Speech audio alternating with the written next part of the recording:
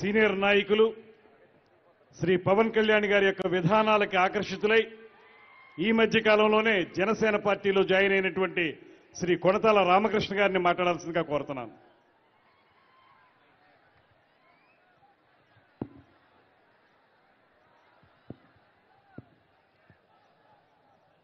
నేటి సమావేశానికి విచ్చేసిన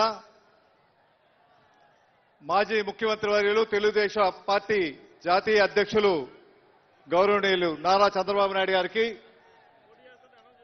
జనసేన అధ్యక్షులు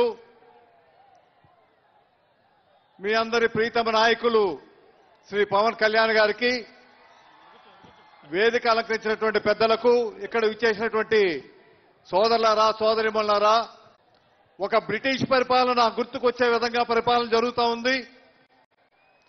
ఏ రకంగా అయితే దేశాన్ని విభజించి పరిపాలించారో ఈ రోజు ఈ రాష్ట్రంలో కూడా అటువంటి దుష్ట పరిపాలన, ఒక దోపిడీ పరిపాలన జరుగుతూ ఉంది. ఈ రోజు ఈ పొత్తు, తెలుగుదేశం జనసేన పొత్తు చారిత్రక అవసరం ఇది. ఈ రోజు ఈ పొత్తు చూస్తూ ఉంటే గుండెల్లో రైళ్లు పరిగెడతా ఉన్నాయి.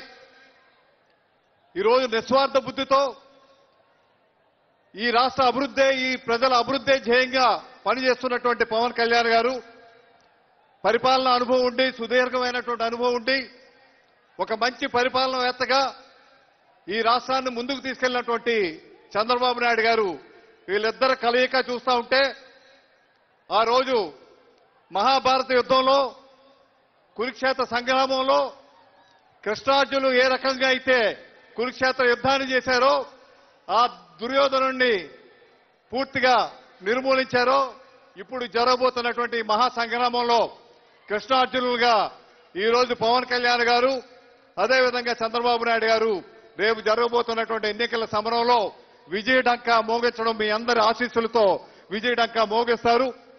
ఈ రోజు మన అందరం కూడా కలిసి పనిచేయాలి.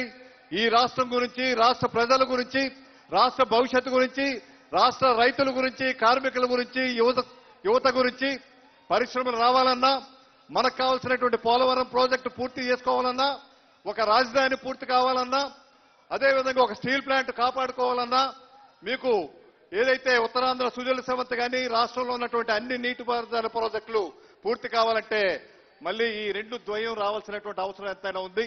మనం రాష్ట్రాన్ని కాపాడుకోవాల్సినటువంటి అవసరం ఉంది. ఈ రోజు ఈ పొత్తు వల్ల వారికి ఉపయోగం లేకపోవచ్చు, కానీ రాష్ట్ర ప్రజలకు ఈ పొత్తు ఎంతో అవసరం. రాష్ట్ర ప్రజలు కోరుకుంటా ఉన్నారు, మీ కార్యకర్తలు కోరుకుంటా ఉన్నారు, నాయకులు కోరుకుంటా ఉన్నారు. ఈ రకంగా ప్రజలు కోరుకుంటున్నటువంటి పొత్తు తప్పనిసరిగా విజయవంతంగా ముందుకు వెళ్తుంది. ఈ రోజు చూస్తా ఉంటే వీళ్ళు కలయిక త్రివేణి సంగమంలా ఉంది.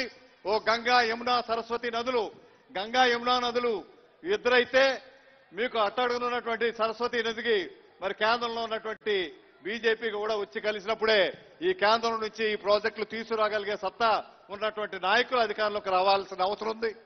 ఈ రోజు 5 సంవత్సరాలు ఈ రాష్ట్రం చిన్నాభిన్నమై పూర్తిగా నాశనం అయిపోయింది.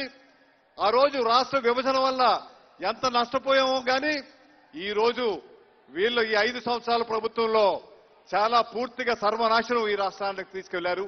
ఒక దోపిడీ రాజ్యంగా తయారు చేశారు.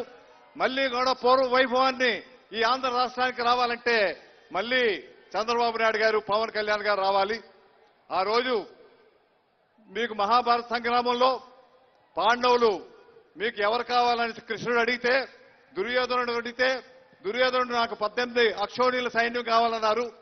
కానీ పాండవులు అడిగింది ఒక కృష్ణుడు నువ్వు ఉంటే చాలని అడిగారు. అదేవిధంగా చంద్రబాబు నాయుడు గారు, పవన్ కళ్యాణ్ మీరుంటే చాలు, నాకు ఈ రాష్ట్రాన్ని ముందుకు తీసుకెళ్లగలుగుతానని ఏ రకంగా అన్నారో ఈ ద్వయం ముందుకు వెళ్ళాలి. ఇది శాశ్వతంగా ముందుకు వెళ్లి రాష్ట్ర ప్రయోజనాలు కాపాడాల్సినటువంటి అవసరం ఉంది. అంతేకాకుండా ఇది శాశ్వతంగా ఈ పొత్తు ముందుకు వెళ్లాలంటే తర్వాత జరుగుతున్నటువంటి కింద స్థానిక సంస్థల్లో కూడా ఇదే పొత్తు కొనసాగాల్సినటువంటి అవసరం ఎంతైనా ఉంది. ఆ రకంగా పొత్తు కొనసాగినప్పుడే ఒకరికొకరు పనిచేసేటువంటి అవకాశం ఉంటుంది. ఒకరికొకరు ఎవరు కూడా ఎమ్మెల్యే స్థానాలు తక్కువ వచ్చాయి, లేదంటే ఎంపీ స్థానాలు తక్కువ వచ్చాయని అనుకోవాల్సినటువంటి అవసరం లేదు. ఎందుకంటే భవిష్యత్తులో వారు కూడా ఇద్దరు ఆలోచిస్తా ఉన్నారు. స్థానిక సంస్థల్లో మళ్లీ కూడా ఈ పొత్తు కొనసాగే విధంగా అక్కడ కూడా సుమారు 30-33% మీకు జనసేన పార్టీకి కూడా ఇవ్వాలనేటువంటి ఆలోచన ఏదైతే చేస్తా ఉన్నారో అది ప్రజలు స్వాగతిస్తా ఉన్నారు, కార్యకర్తలు స్వాగతిస్తా ఉన్నారు. అటువంటి తీరును ముందుకు వెళ్ళాలి. ఒక స్టీరింగ్ కమిటీలు వేసుకొని ఈ కార్యక్రమాలు ముందుకు తీసుకెళ్తారని, రేపు జరగబోయే సంగ్రామంలో మళ్ళీ విజయకేతం మోగించే విధంగా ఈ జెండా పండగ ముందుకు వెళ్లాలనేసి కోరుకుంటూ, ఈ రోజు రాష్ట్ర పరిస్థితి చూసాం. ఒక్క అవకాశం అని చెప్పి ఎవరైనా ఒక్క అవకాశం అని చెప్పి ఓ విషం చొక్కేస్తాను, మీ ఒక్క చొక్కే కదా వేసుకుంటానంటే ఎవరైనా వేసుకుంటారో చెప్పండి? ఈ రోజు రాష్ట్ర పరిస్థితి కూడా అదే విధంగా ఉంది. ఈ రోజు రాష్ట్ర పరిస్థితులు మార్చాల్సినటువంటి అవసరం ఉంది. కాబట్టి ఈ రోజు ఈ పొత్తును స్వాగతించి ఈ పొత్తును ముందుకు తీసుకెళ్లి మంచి మెజార్టీతో ఈ పార్టీ ప్రభుత్వాల్ని ఏర్పాటు చేసే విధంగా మీ అందరూ కూడా సహకరించండి. మన రాష్ట్రానికి కావాల్సినటువంటి అన్ని అభివృద్ధి కార్యక్రమాలు, అదేవిధంగా ముఖ్యంగా రాజధాని లేనటువంటి రాష్ట్రం ఏకైక రాష్ట్రం ఆంధ్ర రాష్ట్రం. ఈ రోజు మళ్ళీ ఆ రాజధాని రైతులు ఉసురు ఈ ప్రభుత్వాన్ని తప్పనిసరిగా జరుగుతుంది. ఈ రోజు ఉత్తరాంధ్ర నుంచి వచ్చినప్పటికీ నేను ఏ రోజు కూడా స్వాగతించలేదు విశాఖపట్నానికి రాజధానిని. ఎందుకంటే అతనికి ఆ ఉద్దేశం ఉండుంటే ఆ రోజు శాసనసభలోనే చెప్పి ఉండాలి. కానీ ఆ రోజు శాసనసభలో ఈ రాజధానిని ఆమోదించి ఎన్నికలు అయిపోయాక ఈ రాష్ట్రాన్ని విభజించి పరిపాలించాలనేటువంటి ఆలోచనతోనే విశాఖపట్నంలో రాజధాని అనేసి చెప్పి ప్రజలను మోసగించే కార్యక్రమం చేస్తా ఉన్నారు. ఈయన మోసపోయే పరిస్థితిలో ప్రజలు ఎవరూ లేరు.